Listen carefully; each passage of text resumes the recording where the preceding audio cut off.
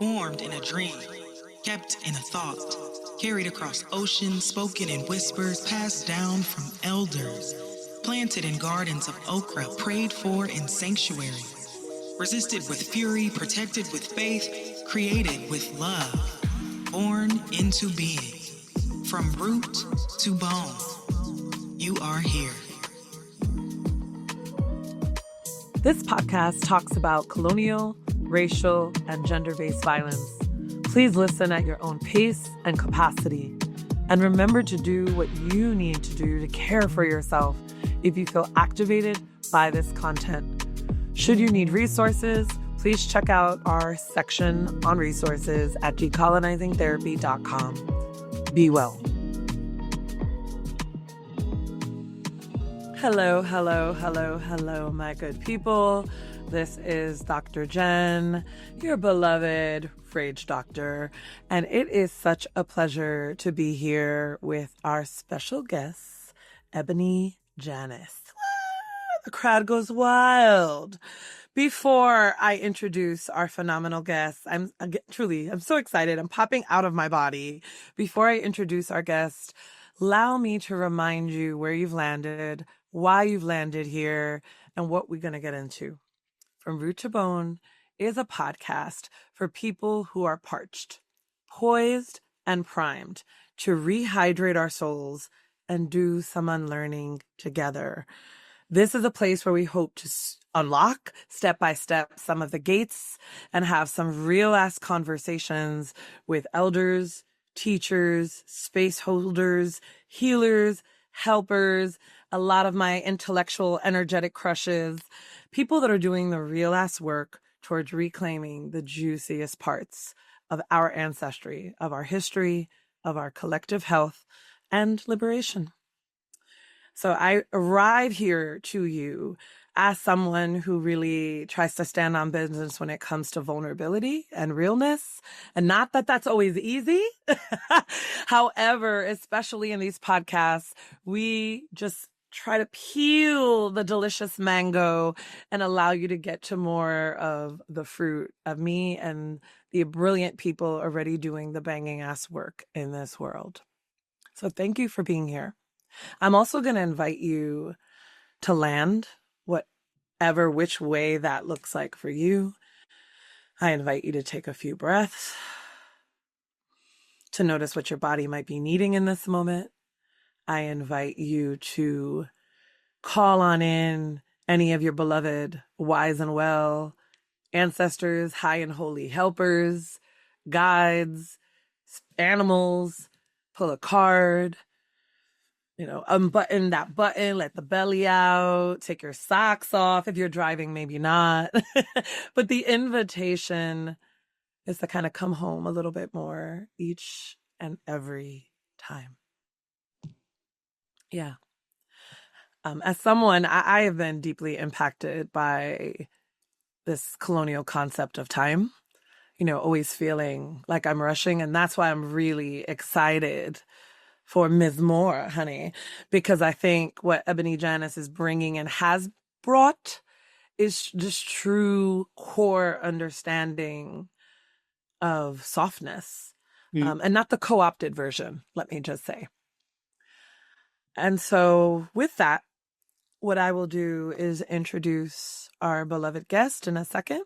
I am going to read a little something, one of my favorite passages from their book, All the Black Girls Are Activists. And I'm going to lay something down on our virtual altar to uplift the beauty, the energy, the reciprocity of this space with each of you. Welcome. I am bringing for EbonyJanice Moore, this is what I'm dropping onto our altar space. And this is a card from a deck that I have been pulling lately. And this card says, Stories of My Mother. And I don't know why that felt so right. I don't know if we're going to talk about mothers. I don't know if we're going to talk about mothering, the assumption of mamifications. And I don't know what's going to come up or come through. But this card felt really strong. The deck is Spiral Oracle, and it has some beautiful celestial pieces. And I also have just had visitation with my own mama, who is in her mid-70s. And she was here for about 2 weeks. Her and my dad were celebrating their 50th wedding anniversary. And Lord, well, we were all like, Maria, Mom, we're celebrating you for putting up with all of this for 50 years, if you feel me. But I realized how much some of my mommy stuff is literally in my bones, in my cellular memory, and even in all my strongness and strength and how I come across. There are these ways that I find myself folding in order to make others comfortable. And I just felt like that was something that you would get, sis. All the yes. And so I want you to just receive for this moment. So this is on page 39. I have this squiggled out. And these are the words of our beloved guest. My freedom starts with me. And in this form, at some point, this vessel that carries my whole spirit and soul is all I have. Freedom starts with this body then. At the very least, if this body is my own, then that gives me a starting point through which to even create anything else, to contribute anything else. At the very least, this body has to be mine. At which point, Black girls and women decide, no, this body is not just for labor, not just for someone else's pleasure, not just for reproduction, not for the world to glean and benefit from in ways that Black women don't get to benefit in our bodies. That is the beginning of powerful revolution. As a hip hop womanist, of course, I look to the work of hip hop and third wave feminist and womanist scholars such as Joan Morgan and Tamara Lomax, who have been writing about the reclamation of Black women's bodies, both inside of hip hop and from hip hop culture for years. So again, this is not an assertion that Black feminists and womanists have not been reclaiming the Black feminine form and subverting both the white and patriarchal gaze as it pertains to our autonomy since the beginning of time. A fourth wave womanist reclamation has new platforms through which we go to look for our bodies.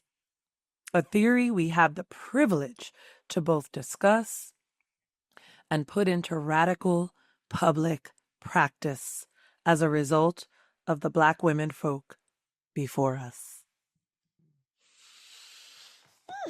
I need a little fan. That was good. Yeah, you wrote, sis, you wrote that. I did.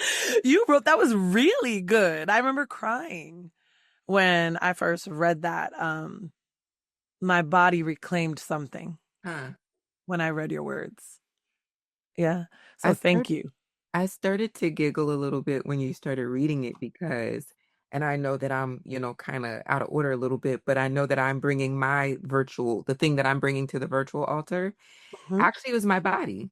That is what I decided to bring today, was my body because, and I want to make this connection to the card about the mother as well, because I grew up in the Black church and the way that we used to have this part of service called altar call, where everybody would come up to the altar, and the altar wasn't just this table or this space. It was basically just the front of the church. So everybody would come to the altar, or if you felt called, you would come to the front of the church, and you would come up there to get prayer or maybe to give a testimony, depending on, the denomination. But there is a period of my life where I used to go up for altar call prayer, and I would lay down, like I would put my whole body onto the altar and lay there. And it wasn't necessarily, because I grew up in the Baptist church, that wasn't necessarily a practice in the Baptist church, but it was just, I was in this season where I felt like there has to be more than this. I need my whole body. Like I need God to just reach down on this altar and pick my whole body up and do something with it.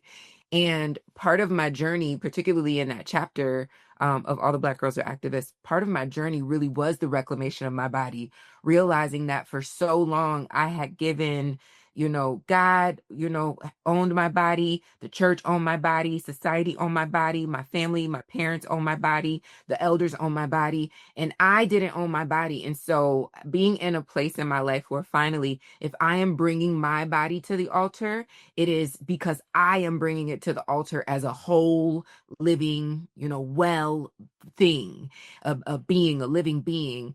And, this connection to the mothers is because my honorable ancestors, my closest, honorable ancestors are Christian. And Mm. so coming to the altar, for my mother is still a thing. For my grandmother would absolutely still be a thing. And so sometimes a part of my own ritual practices really just look like, what will my grandmother do? What would my mother do in this moment? What do their prayers look like? How, what are the rituals surrounding their prayer or surrounding their altar work? And so, yeah, I feel like, pull it all together. Some for the mothers, some for the altar. This is my body, which was broken for me. This I do in remembrance of myself. Huh? Thank you. Yes. Yeah. Wait, little round of applause. You know, I love you just do you rhyme? Like, do you rap? Do you spit bars? But if it wasn't for the fact that I grew up so super strict Christian, I would be the greatest female MC to ever live. Swear I was supposed to be a rapper, but haters gonna hate. You know what I'm saying? They kept me out of my, my rap girl era. I used to think that I was a rapper. And then for a little bit I was a Christian rapper. I joked about this on Juju, a little Juju podcast. I joked about this on Juju podcast. She named the whole podcast this title. One more time. This is a rap from when I was in high school, when I was a Christian, a gospel rapper. One more time. This for all of y'all to ask me. His name is Jesus. Jesus Christ, if you nasty. So I need you to understand that for anybody in my family that was confused that I turned into this person, it was always right there. It was always sitting right there, the information about who I was born to be. So yeah, I used to have a rap career. I was a Christian rapper, and then I grew up. I love it. Well, I mean, the rapping, the poetry, it just all flows. And I know that there are many people that like wear many hats, and what do they call that? Like a jack of all trades kind of thing. But I just feel like everything you touch, like you're just so naturally good, Mhm. like good at the oration, the presence, honey, the writing, the rapping, the teaching. Thank Right? you. I met you. We were working, right? You were teaching, was it Black women and hip hop? No, at NJC. Something.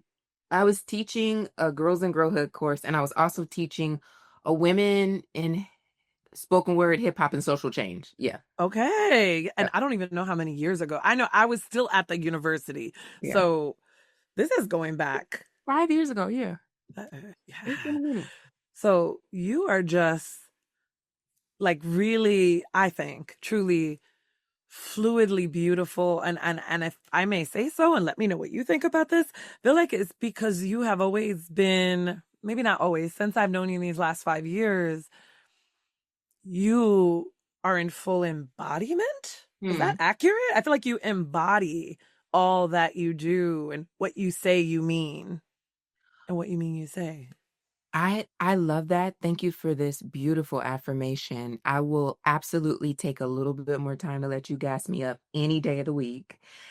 But I do think that from in this time period for sure of us knowing each other, I would say for myself, probably about the past 5, 6 years, um, deeply, deeply, deeply, deeply, particularly when Kobe transitioned. So that's 2020. And I Mhm. want to say, as a side note, just for some context, I wasn't a super like Kobe stan. It wasn't that I wasn't anti Kobe or anything, but I just while Kobe was alive, I wasn't like Kobe, whatever.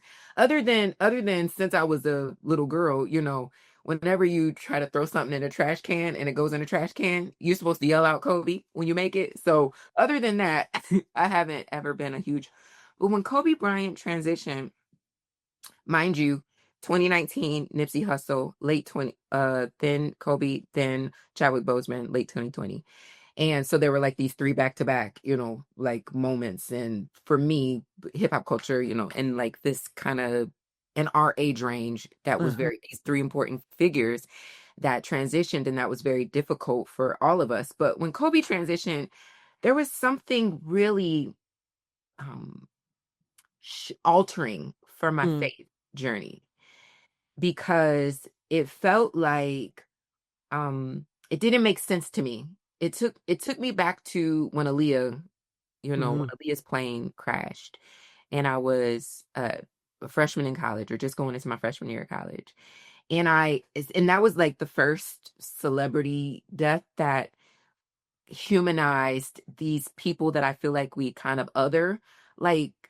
Celebrities don't die. They're just like otherworldly. And it was such a big deal. And so it took me back to that. But the major thing was, what I thought was, when your superheroes start falling out of the sky, what the heck are we doing? What the heck are the humans doing? Like, what the heck are the mere mortals supposed to be doing? And it really was a weird time for me.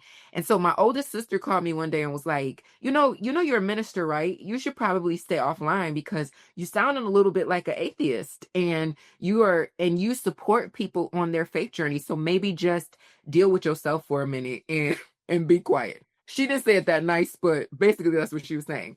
And I did. I took a step back from social media for a minute, because I was so annoyed with, with some of the commentary after Kobe's death. And also, I couldn't reconcile for myself. I really was just kind of like, we just out here. We just out here. We just out here. We just out here. Like, there's no point to any of this. We just out here.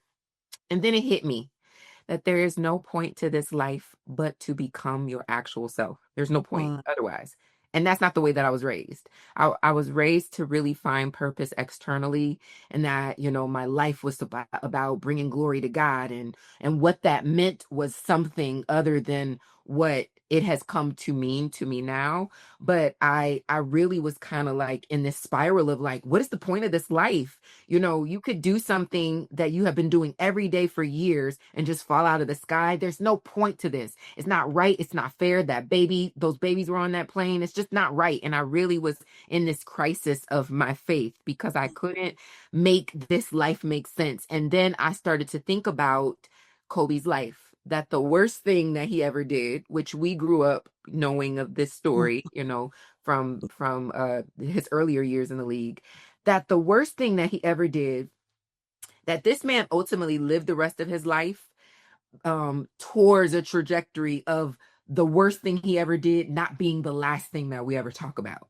And did. I mean, his work, not just in, with basketball, but his children's books and his all of the philanthropy that he did and all the work that he did, and thinking about how dedicated he was to his children. And, I can't say what he was doing in his marriage, but this lady seemed to be obsessed with him, and his kids seemed to be crazy about him. And you know what I'm saying? So it's like that the worst thing that we ever is not the last thing that people ever say about us, because we get to live our life towards the trajectory of our purpose, and to pour so much out in this earth that if I get up out of here before y'all ready to let me go, that y'all will be able to deep exhale and say, she knows she did what she came here to do.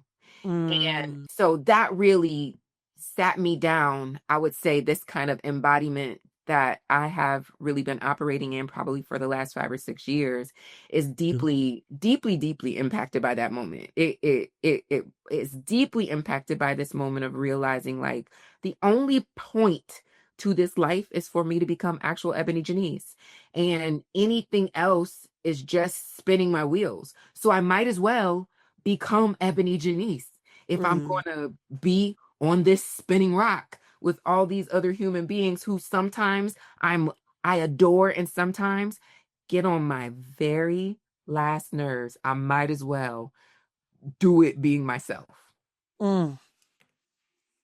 Mic drop. Mm.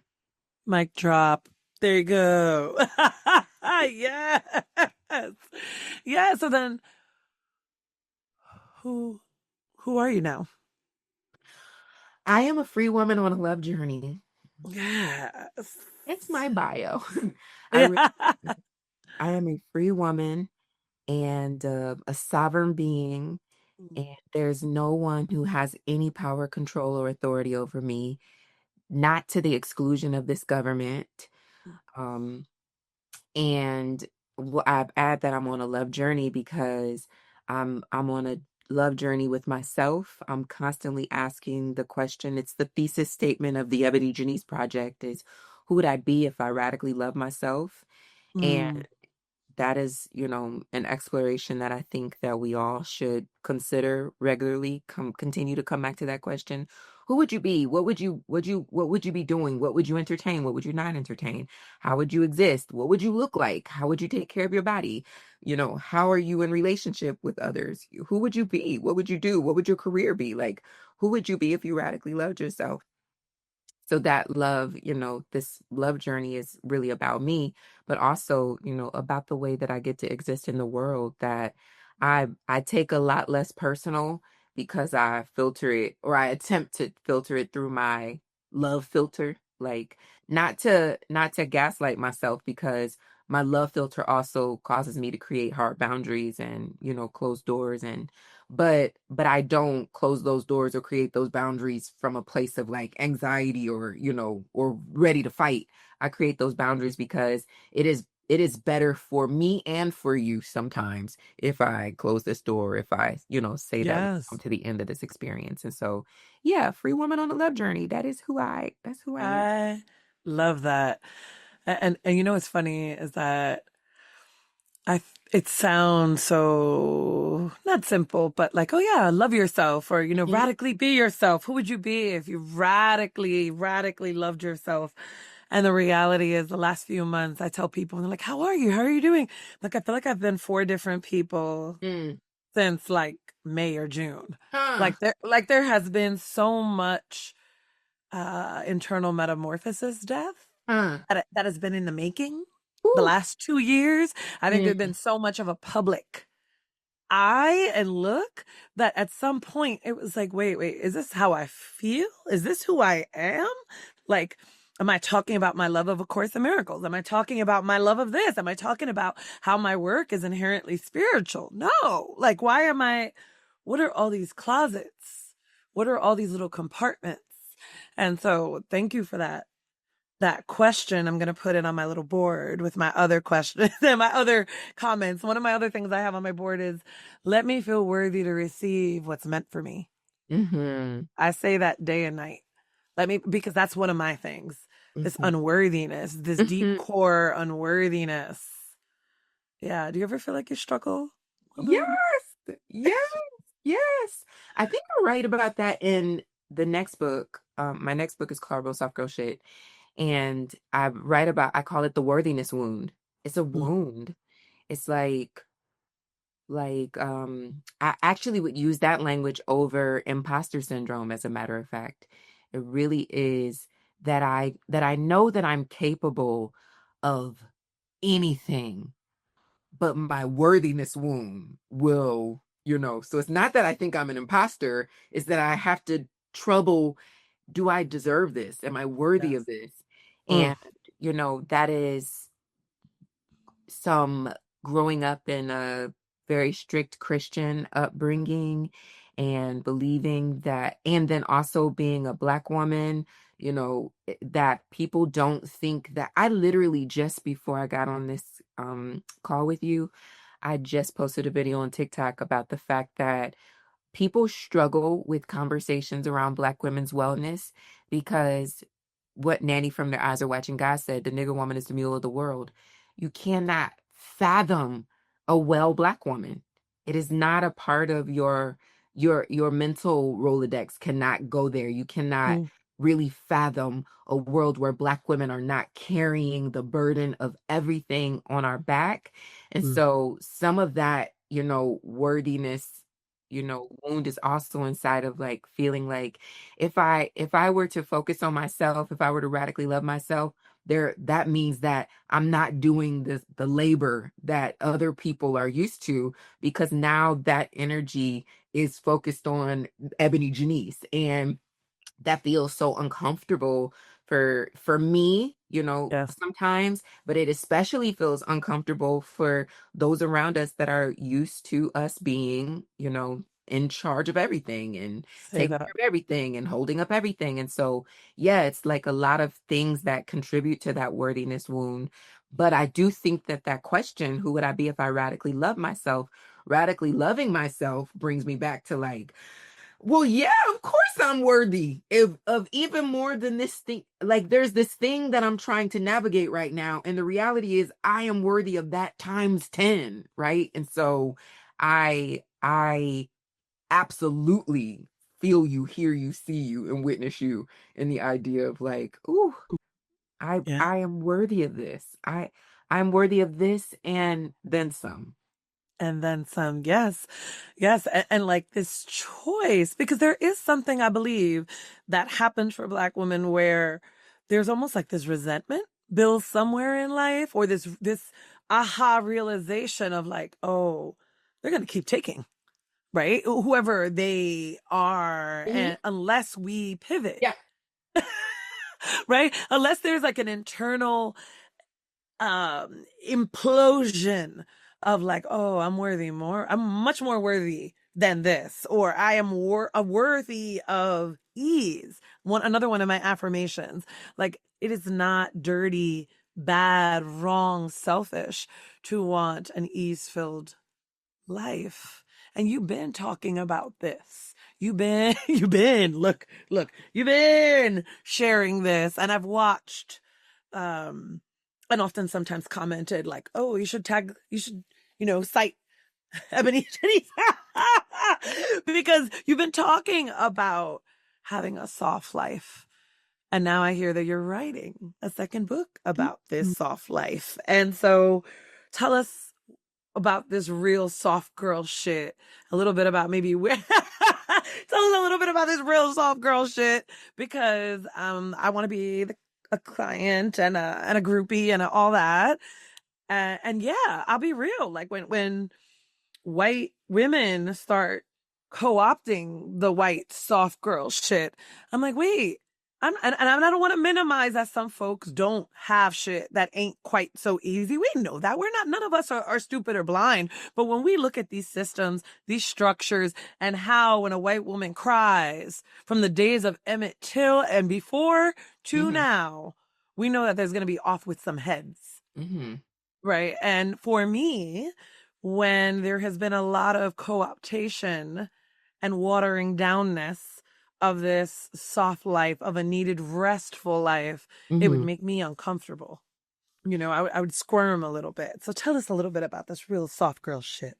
Yeah, first I want to say about ease and just a little bit more even scholarship Mm. to really speak to this. Dr. Dolores Williams, and when she wrote, Sisters in the Wilderness, she fleshes out and helps us to understand that Black women, particularly Black women in the US as a result of chattel slavery, are the only living beings, humans, that have been used for both labor and reproduction, meaning Black women were laborers and also were used to reproduce more laborers. And Mm. in the way that you would use the earth, you would till the earth. You get something from it, you continue to extract from it until there is nothing else that can come from it. And Mhm. then you just turn it over and start over. And or the way that you would use an animal like an ox or a bull, that you would get the labor out of it, or a mule, you would get the labor from it, and then it would have more babies, and you're continuing to allow it to reproduce, you're breeding it to reproduce so that it will create even more. So when you think about the idea of ease attached to the only living beings who have been used in such a Mm. way that you just extract labor from them, take. How can Black women collectively be living in ease when the world, because of, this expectation, because of this socialization, because of the violence of this fantastic hegemonic imagination, Black women are strong, they can do da da da da, right? Like all these. how can Black women be in ease? You can't be in ease. You need to get up and do something. You need to carry this. You need to, and so to start talking about ease and softness and wellness and, you know, even the 92%, which I think is a larger conversation, but it gets really um, watered down to suggest that like the 92%, when we say get somebody else to do it, that we mean that we aren't doing anything. That is not at all what, I don't believe any of us ever meant that. I believe that we literally always meant that we were going to turn our efforts inward and really both take care of ourselves. I used this example recently. I've been out here growing tomatoes and sweet potatoes and, and herbs in my backyard and cilantro. If you think that I'm the only one eating those tomatoes, if you think that I'm the only one who benefited from the cilantro and the sweet potatoes, and like that doesn't make any sense. It's not realistic. It is not historically. There's no historic, time frame by which Black women ever became isolated or insulated, and nobody else benefited from it. But that's the Yes. problem, though. To Yeah. extract. How do we benefit from what you're doing in your ease? Relax. Go over there and take the time to figure out, like, who the heck am I without Black women's labor? Who the heck are you? That would be helpful for all parties involved. So this ease conversation isn't just a feel-good conversation. There No. is historical relevance to why Black women would start talking about rest and ease and softness in such a way.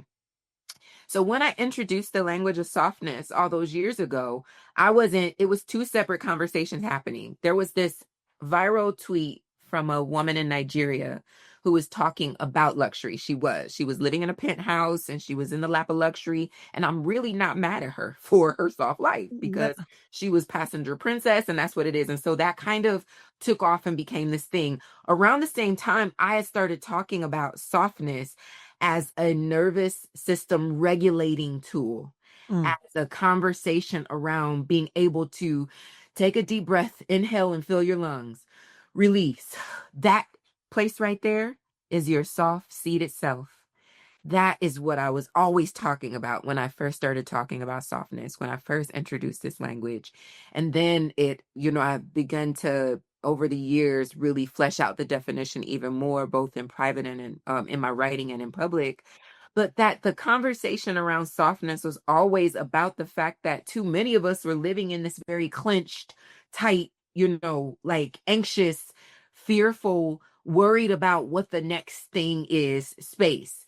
And when you think about also some of the time frame is post Michael Brown, Mm. post like Black Lives Matter was really in this iteration of it was really going viral and becoming more of a conversation, because we were seeing the police footage of back to back to back to back to back Black people being murdered by the state.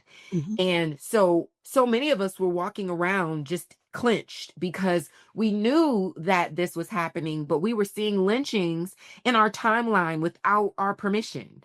Facts. I got on, Instagram today to look at a sepia filter of your coffee. I did not get on Instagram today to accidentally see a Black boy be murdered in the street and then left there like roadkill, right? Correct. And Yeah.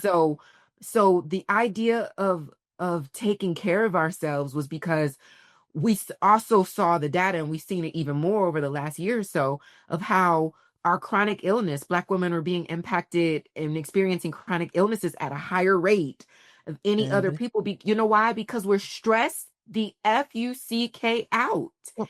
because the burden of carrying, everything Yeah. on our backs, and also being responsible for cultural reproduction and production, and and taking care of our families and our men. That's a different podcast for another day, right? Yeah. Taking care of so much that at which point Black women said, what would it feel? Who would we get to be if we could live from this place? What will we get to create? What will we get to imagine? What will Mm. we get to, how would we heal? What would we recover? What could we restore? What in our highest imagination? Oh, we don't even have time to imagine. okay, if we could get into our softness, we could dream some more. We could imagine some more. We could be in the playfulness. We could be in the ease. And then guess what? Everybody who has a problem with Black women's wellness, you still benefit from that, Ashy, because when Black women are well, look at what we've created from our anxiety. Imagine what we could create if you people would co-create safe spaces for us to be soft and in our ease and in our seated. Mm-hmm. So the done with this sermon, but to introduce, kind of where I was coming from, the title of Real Soft Girl Shit, the book is actually dedicated to Meg Thee Stallion because Megan Pete deserved a soft place to land in the last several years. Correct. And she had to defend herself by herself in a community of people who should have been, making it safe for her to just go through what she was going through with the loss of family members and simultaneously being shot by someone who wasn't even important to the culture like that. He became this anti-Black woman hate made him much more relevant than he actually was. Absolutely. And so I was watching this unfold around the same time that I was seeing the conversation around softness really take off in this really weird direction that was just focused on luxury when that was never my intention. And I thought, Meg Thee Stallion, she's responsible for the saying real hot girl shit. And I was like, you know what we need is some real soft girl shit. And so the more that I thought about that, the more I was like, no, everybody's calling softness this and talking about this soft girl era and really making it about luxury and that. I'm gonna tell you what real soft girl shit is. Real soft girl shit is, like radical vulnerability. Real Yes. soft girl shit is, creating boundaries. Real soft girl shit is thinking about the theology, the harsh theology that Black girls and femfolk have had to live through and are deconstructing and undoing as we get older now, right? Like understanding our faith from a soft seated perspective, understanding our, who it is, our identities from a softer reality, surrendering some of the stereotypes that have been forced upon us. And so, yeah, that's real soft girl shit right there. And so I'm looking forward to building more community and growing in community that's willing and available to have these conversations and simultaneously, uh, pushing the conversation of softness forward, in a productive way that isn't just about more consumption, but really about, who do we want to be? What does that feel like? How do we want to feel when we talk about freedom and liberation and justice? How will we know that we've arrived there? What will our bodies be doing? What is our skin doing? What is our, like how are we overall? How will we know this? And I believe that softness is certainly an indicator of we've arrived somewhere. We're making it somewhere. Yeah. Thank you, A, for the sermon. Right. We will be at your pulpit any day. And I know I will. And there is a permission that you're providing us with, not only having the re-education, right, and giving us the opportunity to really absorb and understanding all of the ways that when Black women are well, everyone benefits. Right. One of my best friends would say, everybody wants to be Black, but don't nobody want to be Black.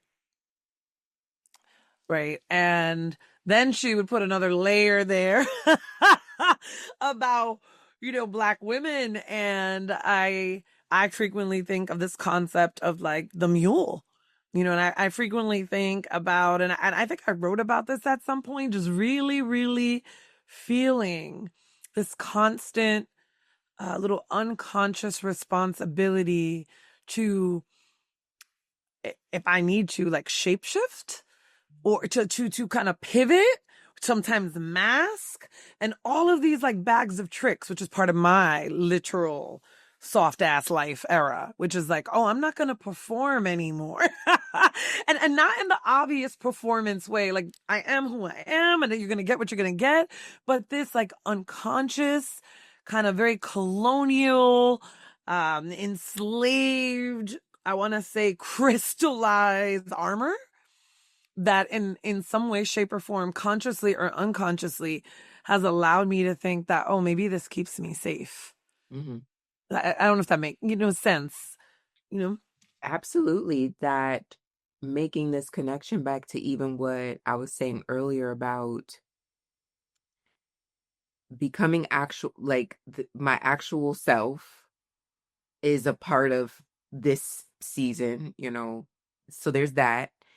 And realizing that that will make me more well, you know, because I get to surrender a lot of the stuff that's holding me down anyways. And then as a result of that, I also create more spaciousness for myself Mm. by not, I don't have to filter now. So that removes this layer of like you're saying, performance. My mind doesn't have to go there anymore. So I don't have to filter. And now there's more spaciousness for me to think about the actual things that I wanted to think about. And what that means for me too is that I'm now also only calling in conversations and relationships with the people that I wanted to be in conversation and relationship with anyways. Because if I've used this example of, the many coded languages that we speak in. I don't code switch to water down Blackness. In fact, if anything, I will code deeper into Blackness when I feel like it. So what that looks like is I speak in Black church girl. So like sometimes I'll just get real churchy. And the thing is, it could be in, I'm doing quote fingers, mixed company. It could be a mixed company, and I don't try to translate that. I, in fact, would gatekeep it because who I'm talking to knows who I'm talking to. But I also speak in the language of the color purple. So sometimes I will just be, out of nowhere, I'll just be like, I'm going with Suge, and who I'm talking to knows who I'm talking to.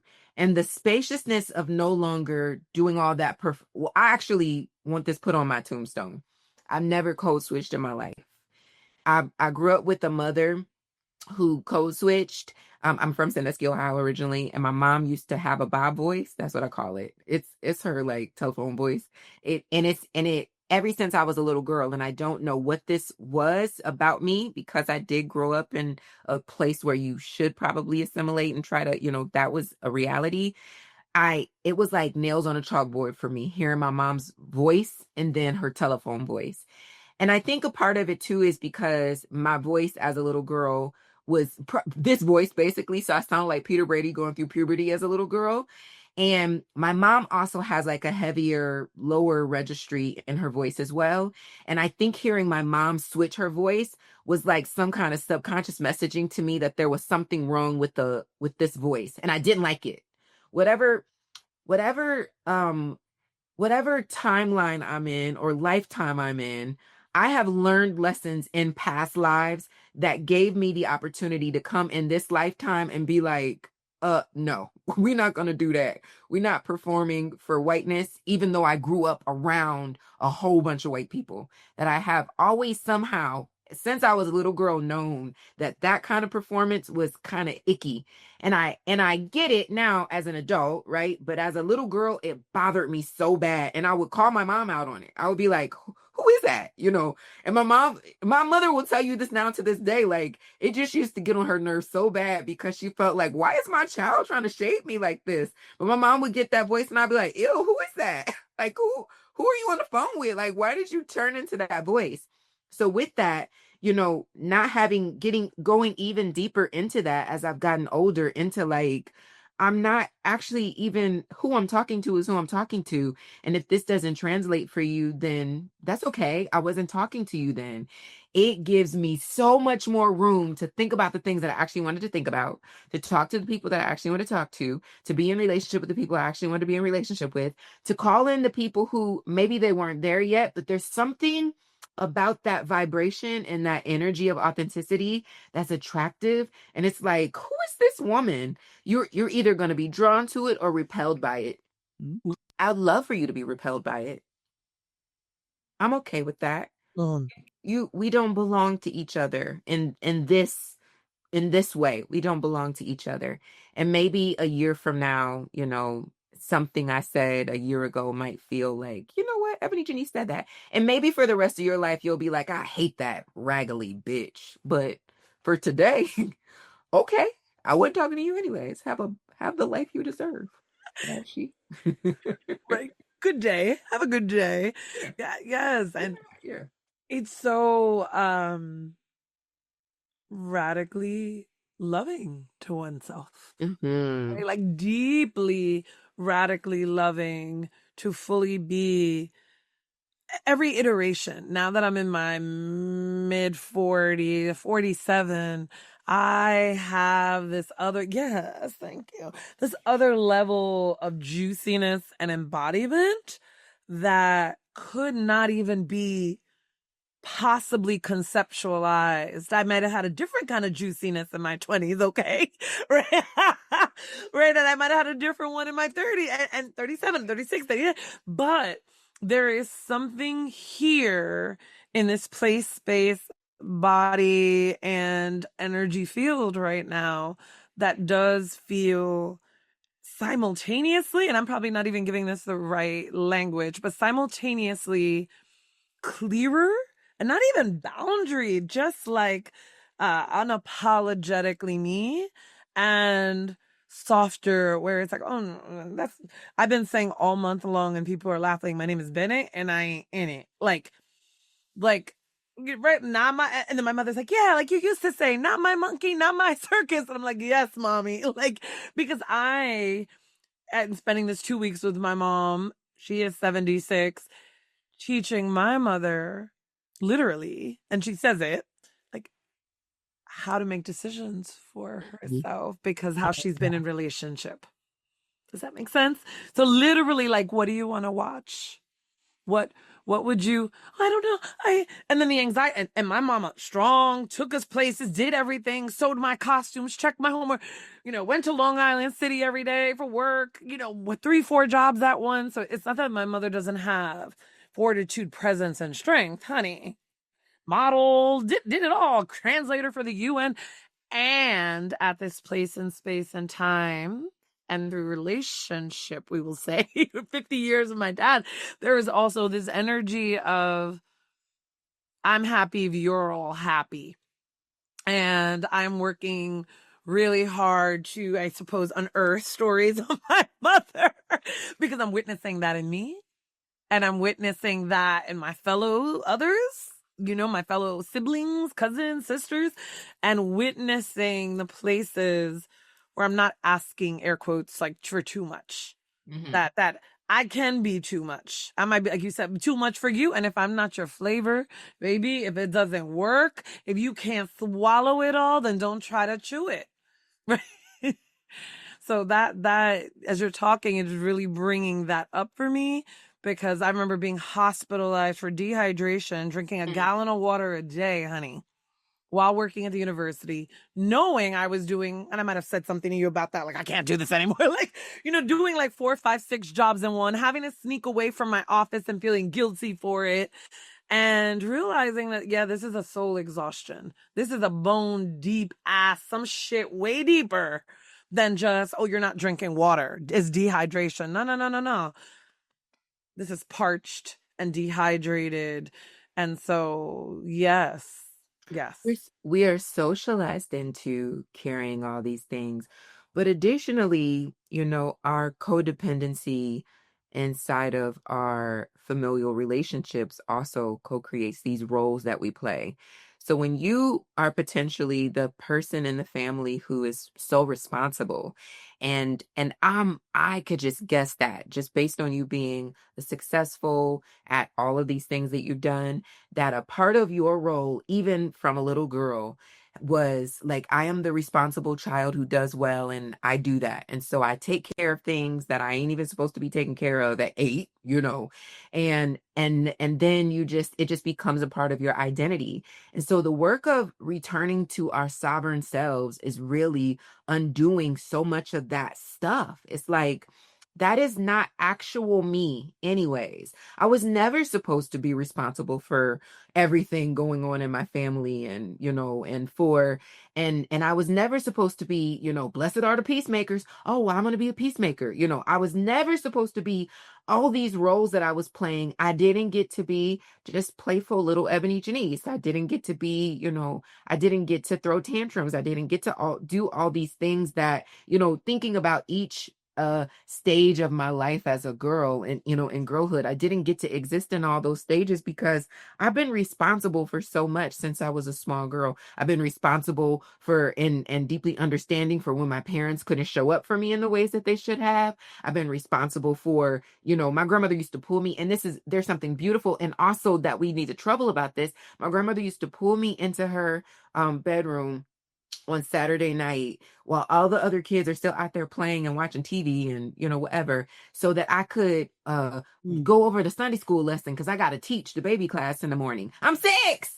Right. And so there's something very beautiful about that because my grandmother taught me how to make curriculum at age 6. My grandmother's thinking about prompts and what question will you ask and what other sources will you cite, what other scripture you're going to go to after this. Right. And so it's glorious. And also it's very early messaging about, oh, look, they celebrate me when I'm responsible, when but I'm at this. So it's like the both of like being able to both appreciate and also say to the adults and say to my elders and say to my ancestors, there probably was a healthier way to have instilled this in me. There probably was something else that I deserved. And so now, surrendering that is, my therapist says this. My therapist has said this to me before, and it feels very shady every single time she says it. But she says, are you trying to support or are you trying to control?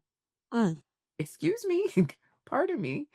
And if I have played this role for so long of being the responsible one, of carrying the burden of taking care of everything, there also at some point my mind started to say, if I'm just in charge, then this thing will go the way that I want it to and it'll be less burden on me. I don't have to deal with all the extra. But at the same time, now I feel some kind of way because I don't want to be in charge. Well, which one is it? Do you want to create a boundary that makes you well and causes other people to have to show up to their goodness and to their capacity? Or do you want to be in charge and mad about it? Gagged. Which one do you want? And sometimes, sometimes I don't know the answer. Sometimes I do want to be in charge. But more often than not, and again, let's go back to that guiding question, who would I be if I radically love myself? Radically loving myself very often in situations where I'm about to take on the burden of something that isn't actually my business in the big scheme of things. Radically loving myself, and it's loving to my family as well. Radically loving myself is actually creating a boundary where I say, actually I'm not available for that. And why that's loving to my family or to the other person as well is because it gives them the opportunity to figure out who they are, for the creativity of God to be revealed through them, for them to know that EbonyJanice is not the only smart, enterprising, creative thinker in this family, and that they get to witness themselves, coming up with solutions and with new ideas and with new ways to navigate. And every single time it's uncomfortable because I'm so used to being in that role and da da da da da. And so I'm so enamored by what they come up with when I surrender that, that control and being in charge and that burden. And so again, for Black women collectively, I'm just continue to ask us this question, can you even imagine? Can you even imagine who you would get to be if you really radically loved yourself? This is not just about self-love, because radical is in this conversation. Radical is an extreme. It's something above and beyond. It's something that, will cost something. It's something that where there is a real investment. Radical is more than just, I love myself. I take care of myself. I radically love myself. And in a Black family, in a family with, people of color in general, right? To radically love yourself sometimes means that it's some people that's going to feel some kind of way about it for a while. Okay. For a long while. A long while. Maybe forever. And still, it is your responsibility to to your soul, the work, what Dr. Katie Geneva Cannon says, the work our souls must have. Your soul, it is your responsibility to your soul to radically love yourself so that you can show up. Because otherwise, that is my definition of sin. I think not becoming yourself is sin. Not being actual you, that is sin. Because you were called here to reveal something to us about God that we can only witness through you. And so to not do that is keeping us from God. How very dare you? Mm. Mm. Mm. I'm leaving a few seconds for breath, for some, maybe you have some cream, some edge tamer, some people might want to throw something right now, take their shoe off. I don't know. I am certainly just like thanking you and your therapist and all your lineage, granny and all.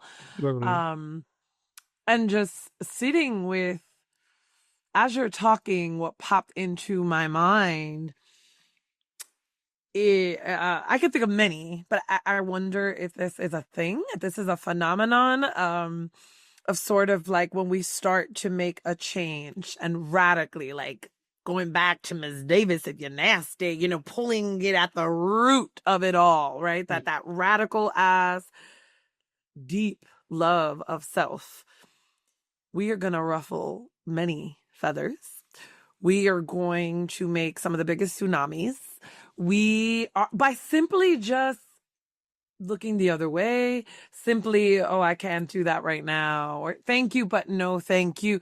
I notice that when I am my fullest, because I do feel like I can do this up and down. If you're not able to see me, there are times where I'm really in my I see me, I embody me bag, and there are other times where a something or someone can like throw me off my kilter, and then I can forget what the fuck I am.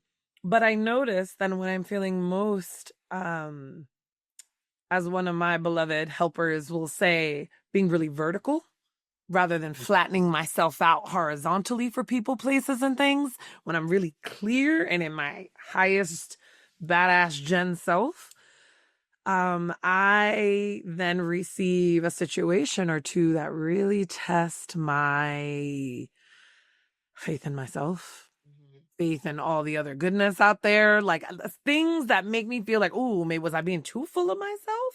Air quote. But that moment of like, wait, I was setting a limit. I was doing this. I was trusting myself here. How did it? Where did I do wrong? And little Jenn will come back with this like, oh, what did we do wrong? How do we need to handle this? Like you said, the control, or do I want to help kind of comes in. And I wonder if you notice that as well, because I have no doubt that there are so many Black women out there listening to this, thinking to themselves, yes, and every time I, we want to call that radical love, fuel myself, set a limit, say no, there is some repercussion. And I think I know why that is historically. Right. But I'm wondering, what you've noticed, what you've seen, what you've experienced, and any feedback you might have for any of us that are sitting there like our hands get slapped. Yeah, you gotta just feel it and just keep living through it. And that's it. And I was thinking when you were just talking, I have I have something more to say than just feel it and, keep living. But uh I was thinking when you were talking about how the scaffolding of all of this is built really on Black women's backs. It's just a fact. It's just a fact. Um and so and so there is this prophet by the name of Solange Knowles who says it's just like cranes in the sky. Mm. Sometimes I don't want to feel those metal clouds. This, I don't know if we ever really did a deep dive into what she was talking about in this conversation, but it's one of the ways that I interpret this is, the cranes that are used to build a thing, That is what this life can feel like sometimes, that I am that. I am like, it's all sitting on me and I am moving all of these pieces. And if I don't show up, and so this is why I try to drink it away. I try to put one in the air. I try to dance it away. I try to change it with my hair. I ran my credit card bill up, thought a new dress would make it better, tried to work it away, but that just made me even sadder, right? I tried to keep myself busy. I ran around in circles, think I made myself dizzy. I slept it away. I sexed it away. I read it away. Guess what? And it was still there, right? That I was doing all these things to try to escape the heaviness, this burden. Here's the only way that you can do that, though. You have to take off that cape. You have to decide that I am no longer going to be the scaffolding. That I believe that the divine that lives in me and moves through me is capable of doing this through others. I believe that. And so that's a part of the work. I have to believe that I would just continue to keep it personal. I have to believe that my sisters are absolutely equally as capable of really hard things as I am. And the pain that we go through when I have to choose myself over this really difficult moment in this relationship is not a punishment to either of us.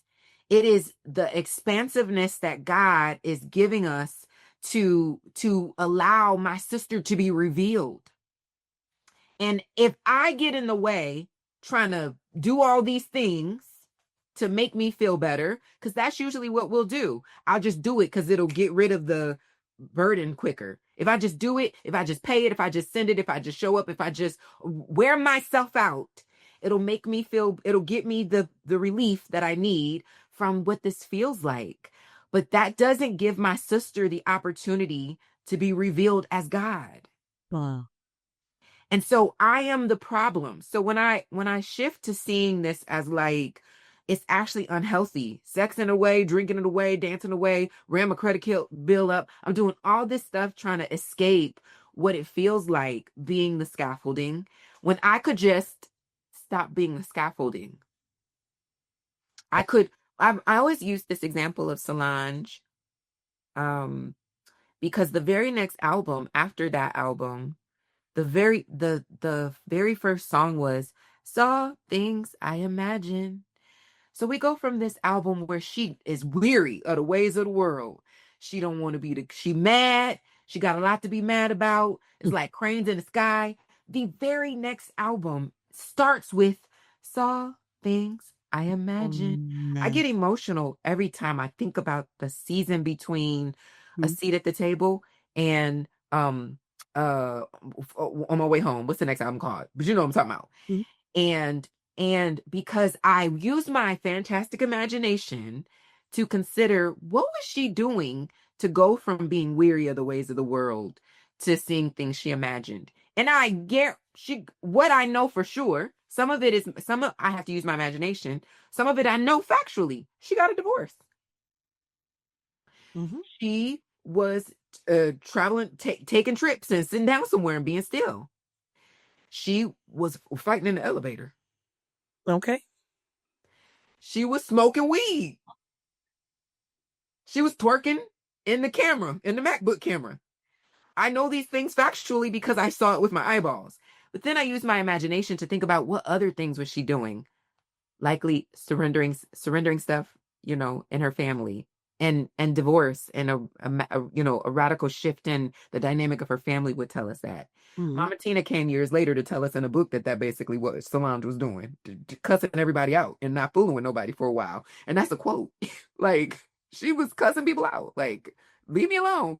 At least she told somebody, stop effing talking about me behind my back. And so, like, yeah, she was just getting all the things out. So it's like, how do we go from being weary of the ways of the world to seeing things we imagine? Is we start to literally take this scaffolding, take this thing, deconstruct all this thing, tear this thing asunder, and decide to put ourselves back together as who it is that we were always called to be.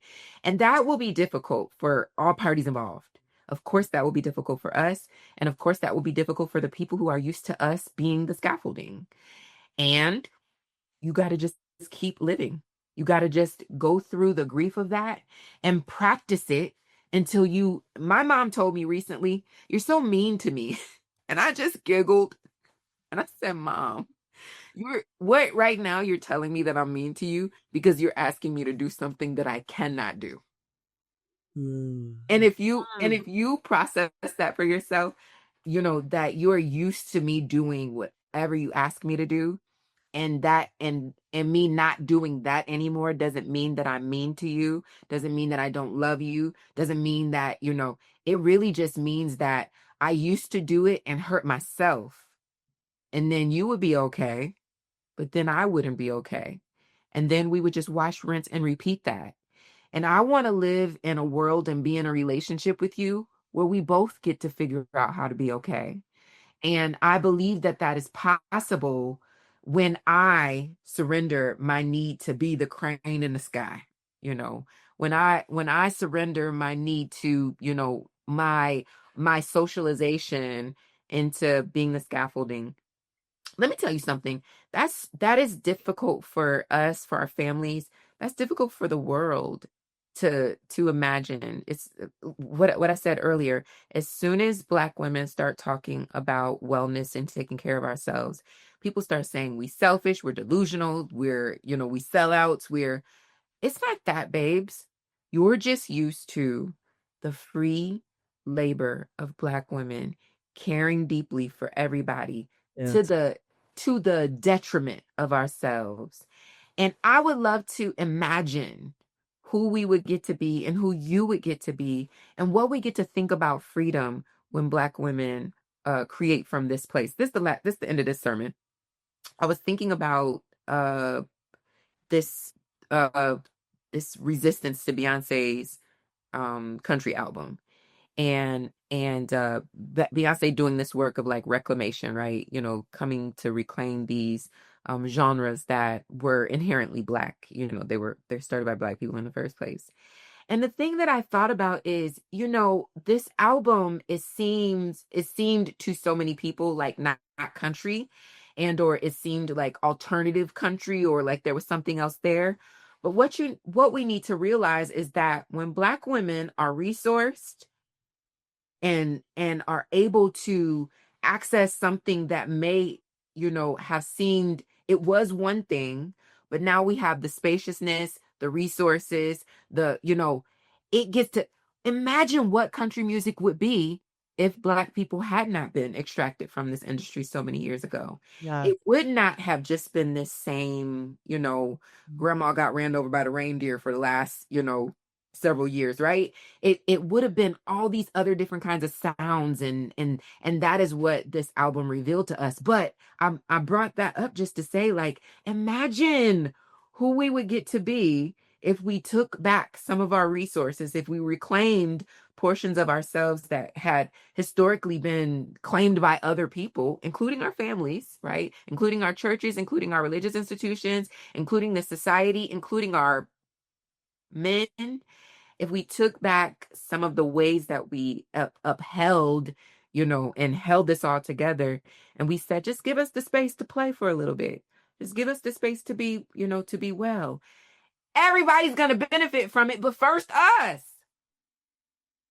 Case in point. Hold on. I promise you, you're going to make out like a bandit on the other side of Black women getting well. It's going to feel uncomfortable for a while, but I promise you, we're going to get to the other side of it, and we're going to have no sauce. We're going to have whatever Beyonce genres are a funny little thing. We're going to get to find out like what is the genre of Black women? What is on the other side of like Black women who are unrestricted? And, I want to know. I'm so invested in it. I'm going to invest the rest of my life into figuring out what do Black women get to create and be in this world when we get to be well. I'm with you. I look, I pledge, I solemnly swear, please create a pledge and please, so that we can like write it out together and like luxurious, cute PJs. I don't know. And again, not that it just always is luxury, but like I realize my environment is really important to me. I do like whatever I perceive to be nice things. These nice things don't necessarily need to be of a certain brand, of a certain whatever. But if it feels good to me, if I don't feel the tag, if I don't like, I want to be surrounded by my plants, by pretty things that allow my Venus and Virgo in the first house to feel yummy and alive. And yeah, so thank you. It's like, in bringing all of this, you are granting permission to a lot of us. Like, and it might already be there, or it might be like pulsating. A few times as you were talking, I felt my heart beating fast. And I thought, okay, why is my mouth dry? Why is my heart beating fast? What's happening? And the thought is like, yeah, there's excitement, right? I remember telling people in my therapist-y days, like, yeah, is it that you're scared? Is it fear?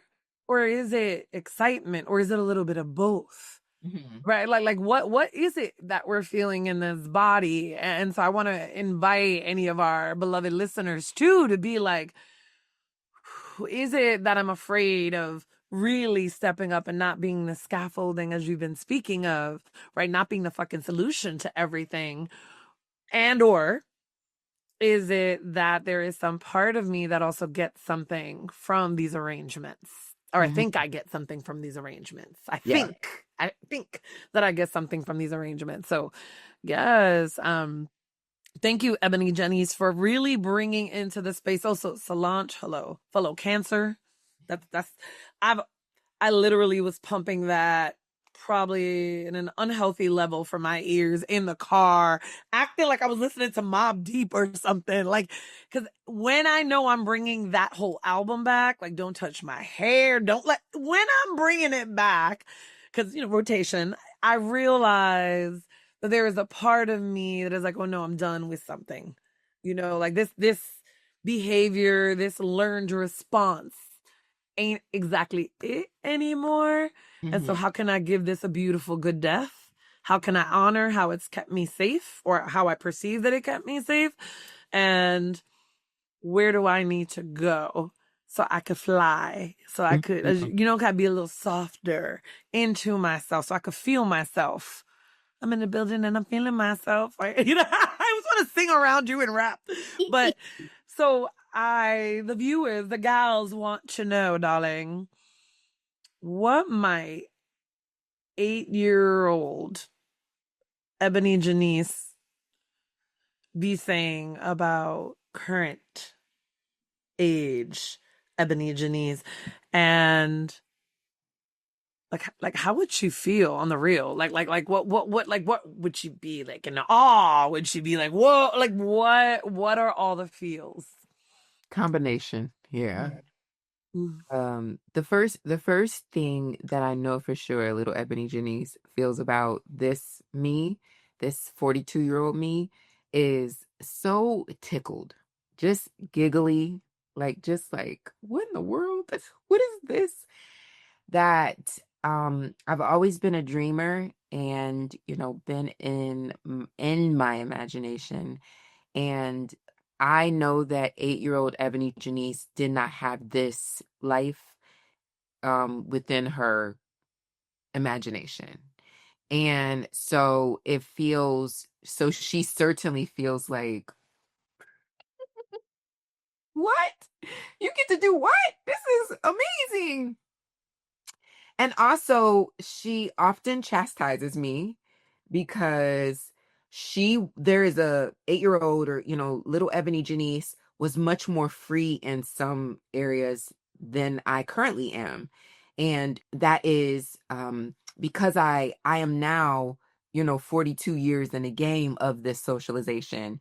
8-year-old EbonyJanice hadn't made the meanings mean what they mean at that time. And so sometimes little EbonyJanice will be like, that doesn't make any sense, like, that's not, I've told this story before. to my friends. I was hurt by someone who used to work for me. And months had passed and we hadn't spoken. And I was in my shower one day and I thought about her and I said, oh, I just, send her love and light wherever she is. And little EbonyJanice just stepped into the shower and was like, why? And I started just having this out loud conversation with little me. And I was like, well, because I just don't want to be angry. And she said again, why? And I said, because I just feel like if I just stay angry, I'm just going to explode. And little EbonyJanice said, has that ever happened before? Have you ever exploded from anger? And I just was like, well, no, I haven't. And so then I said, well, what do you want to do, little EbonyJanice? And she said, I just want to stay mad at her and play with my friends until I ain't mad no more. And I was like, good plan. Great plan. That little EbonyJanice was giving me permission to just feel my feelings and to not gaslight myself out of, where I was, and to just like honor that thing that was happening in me, and to not give someone who did hurt me more grace than I was giving myself. And that's what I did. I just stayed mad at her and so I just want to stay mad at her and play with my friends, right? That I was also, little EbonyJanice is also giving me permission to focus on the beautiful and the sweet. And, here's what else you can do. You don't just have to just be mad. You could also just go focus, on this too. And then sometimes little EbonyJanice, who shows up in my, prayer time often because she's one of my, esteemed guides in life. I will call on her sometimes and I'll just be like, little EbonyJanice, what do you think about this? What is the sovereign thing for me to do today? What is the spiritual? What is the deep thing for me to do today? And when I tell you that 8-year-old EbonyJanice or little EbonyJanice is the shadiest motherfucker on the planet, sometimes that baby will just be like, go take a bath. Like, that's what you can do today. Oh, I was expecting something deeper, like, an animal sacrifice or something. No, go bathe your body and wash your face and do your hair. Like, you look ugly. And sometimes we need that, right? Our little unfiltered, raw inner Black girl to be like, Yes, girl, bye. Don't talk to her anymore. Like, like exactly. the realness, like we don't always have to like love and light it all out. Yes. Yes. Go Yes. bathe your body, put some clothes on and do your hair, and then come back to this altar and ask somebody else, what's the next steps, because right now you're not getting no deep answers today. You need to go wash your butt. and that and then and I love it so much because that be the answer. It really do be like, oh, I'm not sad, I was just ugly. That's it. I just needed to put an eyebrow on. That was, oh, didn't realize. Thanks. Yeah. And it's real, and it's really real. I love all of that. And I have so many questions. I feel like we could be on for a very long time, but I can go on because I'm in it and I'm enjoying myself and I'm playing with my friends, right? I literally, it brings me joy. Mhm. Like, you bring me joy. I just want to tell you, you bring me joy. Thank Bring me you. joy, and you bring so many of us joy in this world. And so thank you for being truly like a light, like a beacon, a beautiful beacon. And so before I ask you where everyone could find you and what you want us to know and all the good stuff, there's like too many questions that have me like foaming at the mouth that I Mhm. have curiosity about. So the first, I feel like you semi answered in speaking to like little 8-year-old EbonyJanice being like, be mad. Like you can just be mad. And you saying like, well, I don't want to be angry forever. And I was wondering, in this softness, in this soft girl life, where is there a place for rage? Is there a place for anger? Yeah. Abso-freaking-lutely. I think about my softness archetype, or one of my softness archetypes, which is Toni Morrison. Mm. And Toni Morrison is such a perfect example of what I mean when I talk about softness, because I'm not talking about, just sweetness, just I'm not talking about the divine feminine, and, and all of those things could be a part of your own evolving understanding of your softness. So I'm not negating that, but I'm saying that is not the deep work of softness that I'm talking about. Toni Morrison did hard work, heavy work, sometimes dark work, right? But did it fully in her soft-seated self. Mm. So you think about I always recommend people to go watch her interviews. And it wasn't even just her voice, which was kind of like this tender little voice. It's also like she's so herself and situated in her isness that somebody could be like saying something to her and she would just look at them with this kind of like slight smile. It's not even shadiness. It's just, this is Toni. Yeah. She would say, you can't even imagine how incredibly racist it is what you just said. And if that ain't hard work to, on network television, look in the face of a reputable, esteemed white man and tell him that he is incredible, what he just said is incredibly racist.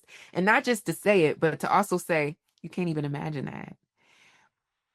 Because what we celebrate so much, both as writers and as thinkers and as, lovers of Black women just in general, but one of the major things that we celebrate about Toni Morrison is that she gave us language around not centering the white gaze. And so here she is in this conversation that will be viewed by a whole bunch of white people, fully seated in herself. Something violent that could be triggering is happening in this conversation.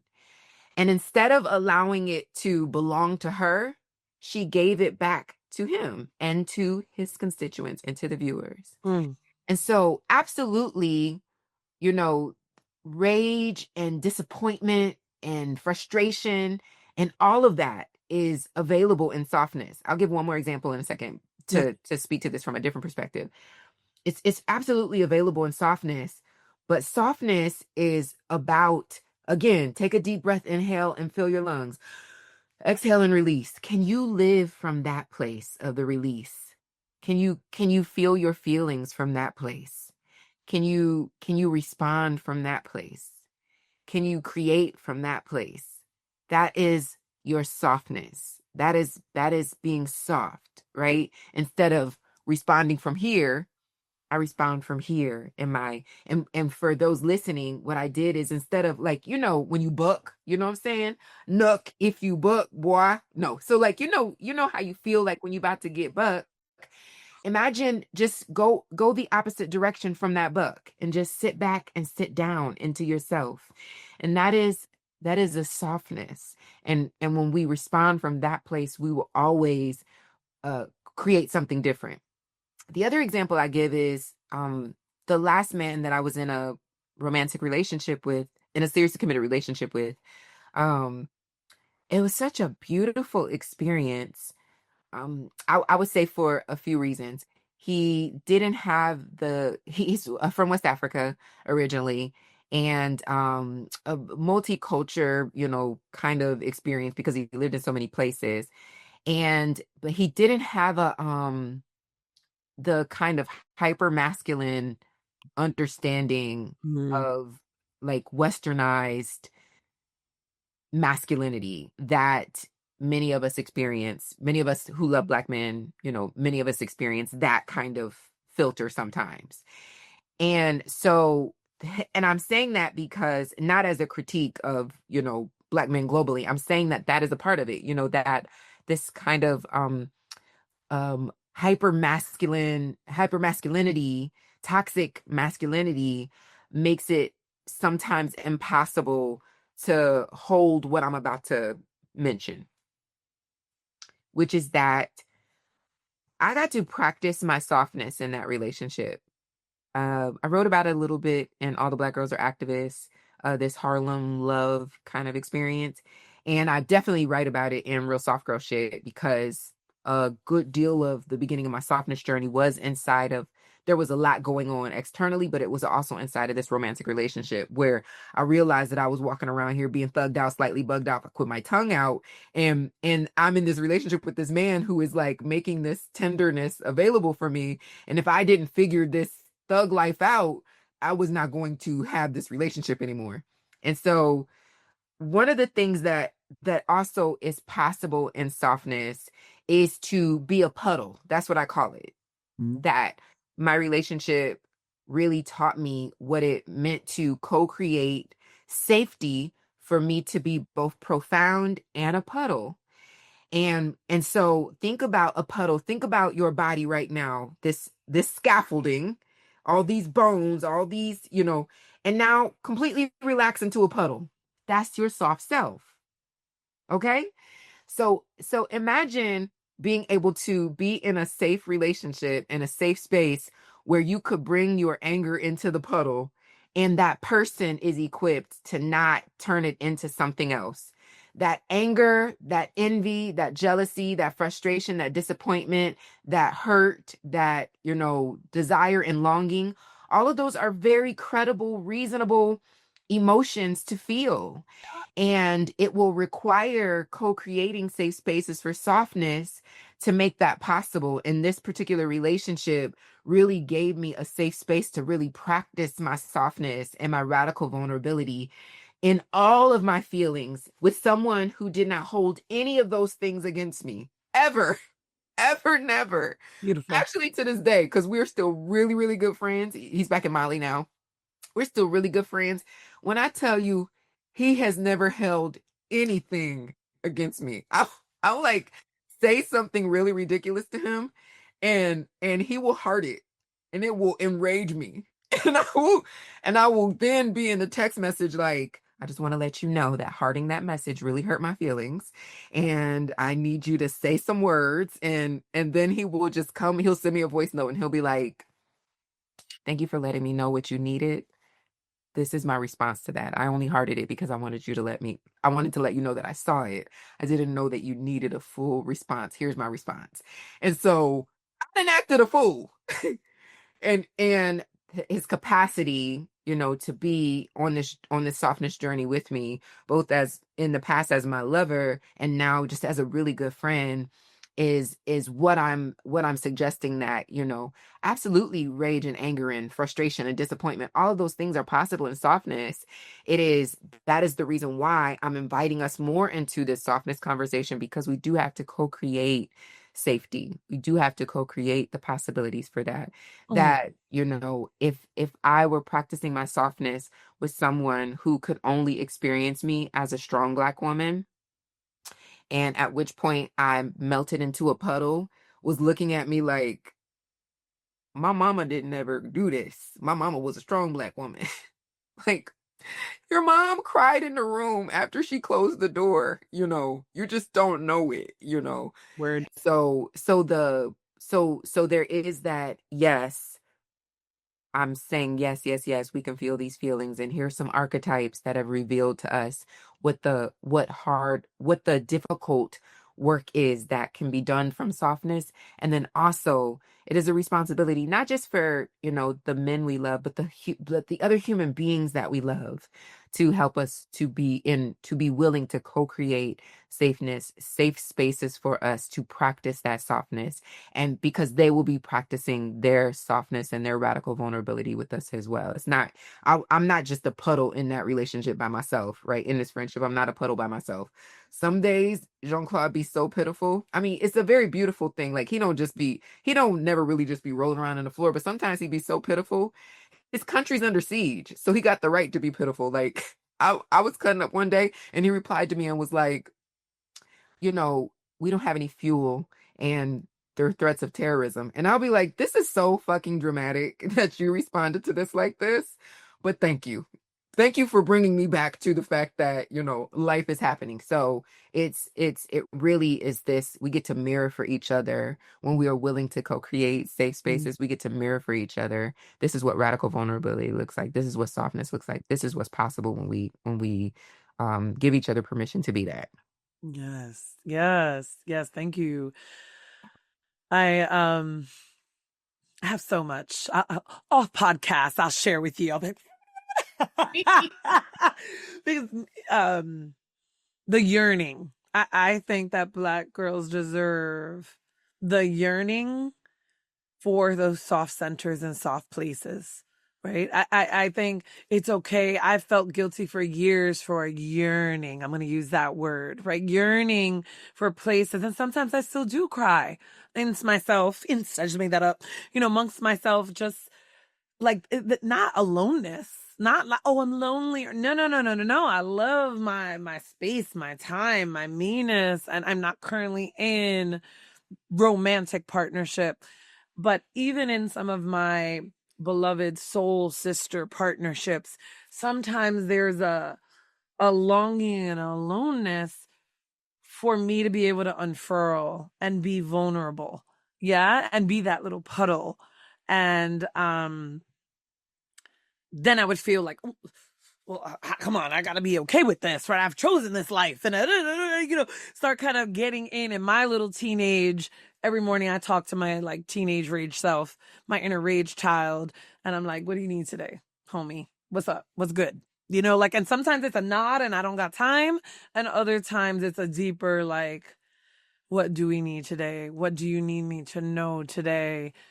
Who am I speaking with today? Or just anything to just like, so I love this because I feel there's something here, this like co-creation of the soft and what others like too soft and too hard if you're in rage.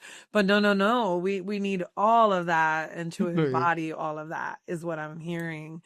So my, maybe not completely final question, but my last question, because I know we got to wrap up before I ask you all about you and where we could find you and listen to you and take in more of your brilliance and your sermons, is going to seem like a little out of place and like maybe the kind of lineup of questions, but it's been something that's in the back of my mind. And I realize that there are probably other individuals out there listening that are like, girl, how do you identify spiritually, religiously? I don't even know the right word for it. I was coming like, what's the word?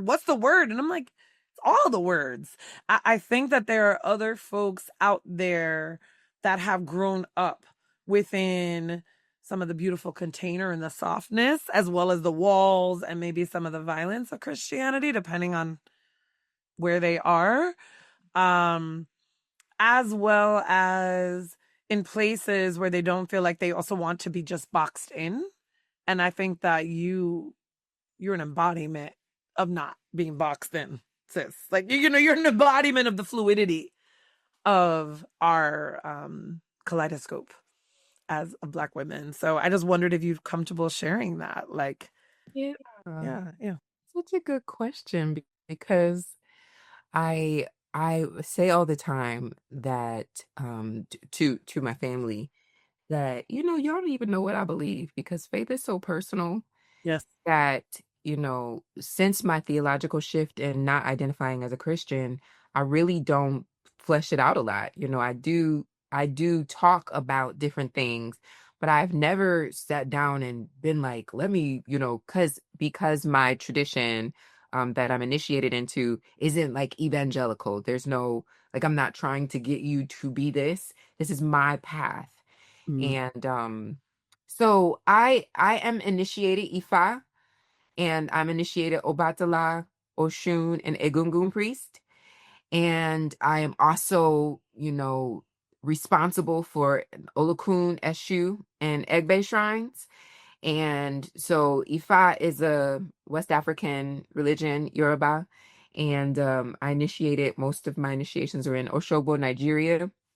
But my background is that I'm an ordained Baptist minister, and I've been preaching from the pulpit since I was 8 years old. I've been teaching Sunday school since I was 6. And my way to God was Jesus Christ. And at which point I had my theological shift. It didn't undo Jesus Christ for me because I can't unknow the spiritual experiences that I had growing up when I was calling on the name of Jesus. It's just in this lifetime, in this body, a part of the way that I will manifest into the highest possible version of myself is African traditional religion is a technology. Blackness as a technology has information for me that is revealing more to me about me that I could just not know if I remained in the traditional path of Christianity that I originally was born into. But I'm also the granddaughter of hoodoo women. They would not have identified themselves as that by name, but they absolutely the freak were, because I'm just looking at the way that we were raised, and the traditions and some of the rituals, and the altars that wouldn't have been called altars, and all these things, and the inherent knowing that I have about some things. It tickles me because when I was in my theological shift, I was a Hotep, Muslim, Buddha, Christian. I was everything because I just was exploring, like, well, if this isn't it, then what is it? And I was a voodoo woman, and I was everything. And there were some things that I did during that time spiritually that didn't have any grounding in anything that I had ever learned. But now, as an initiated priest in Ifa, I'm like, how did I know that? How do I know that? And so I identify with all those things. Jesus was my way to God. My current path is Ifa. I definitely am, because of my location as a Black American woman, I believe that I'm having a different, I don't have to believe it, it's factually, I'm having a different experience inside of Ifa and as an Ianifa and as an Orisha priest than the girlies in Nigeria. Like, they got access to earth and herbs and things that I just don't have access to. I live in the United States of America. I cannot just, run up on a ram. I cannot do that. I will go to jail if I sacrifice a ram to my Ori today. It's just a fact. So I love the beautiful reality of what being Black American in particular gives me access to as it pertains to my spiritual journey, as it pertains to my faith journey, because being Black American, which is its own, Black, I am Black, my race, my ethnicity, my culture, and my religion is Black. And so I don't have to name one specific thing, even though my traditions have been these things. Being in this location, with this group of people and with these experiences has created, kind of what may seem like a hodgepodge, but is really deeply rooted in Blackness as a technology. So yeah, a lot of words to say. Beautiful. I Thank you. am her. Thank you. No, that was beautiful. And that was like a balm to me. But I think I have no doubt, I felt like intuitively for other people out there, like probably hearing you mention in their mind like a both and many ways of being and identifying. I think there's something really beautifully, deeply freeing about that. So thank you for bringing that part of yourself in and sharing that with us. So where can we find you? What's up and next? Is there anything you want us to dive into? Tell us all the things. My name is EbonyJanice. I go by EbonyJanice, which means that you should call me EbonyJanice, and I am at EbonyJanice everywhere. Honestly, that is the easiest way to find me. It's EbonyJanice, and I've been playing around on TikTok. This is such a random thing to share because there are many other like major projects that I could be talking about. But the thing that I love about TikTok, because I never got into TikTok, the thing that I love about TikTok is that I have an established platform in other spaces. And when I started posting on TikTok, I really felt this freedom to not be bound by that established platform anymore. That there were all these other things that I want to talk about that, because I'm the smart Black girl on Instagram, it would seem wild if one day I just posted on Instagram talking about, let's talk about these niggas, right? So playing around on Instagram, and we started this before we even started recording. You were telling me about your brilliant, hilarious, producer, Tribble, who, who is funny, but also does these other things and Mhm. is really trying to come into create more spaciousness to be these other things. And I am gang about that. I really am invested in what does it look like for me to not have, because Black girls got to be so serious. Yes. Black girls and Black femme folk, in order to be taken serious, we got to be so serious. And so the play that we really want to, have access to, and the ease, all of those things, sometimes having to be so serious makes it feel kind of impossible for us to do that. And so I be playing on TikTok. I be talking about stuff on TikTok. I don't even know what it will become, but I just be over there doing stuff. And it cracks me up because I had a homeboy who DM'd me the other day on TikTok. I had posted something. I was dancing to this Beyonce song, and he DM'd me and was like, "This what the hell are you over here doing?" Like, I had to keep my eye on you over here on TikTok. I didn't know that this is what was going on over here. And I'm like, I wasn't even doing anything. I was just, playing. Nothing, no big deal. Right? So Your joy.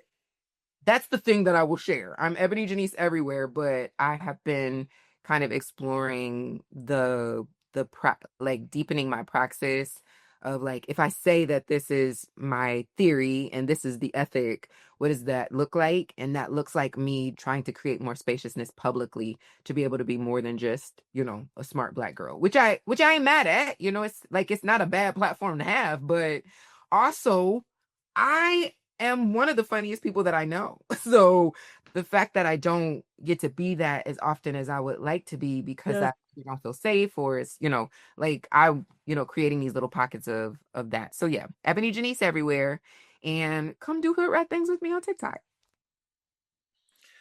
We love this, and we love you, EbonyJanice, and we love your 8-year-old you, and we love your Ifa you, and your Christian you, and your soft girl puddle you, and all of this. And thank you for the medicine.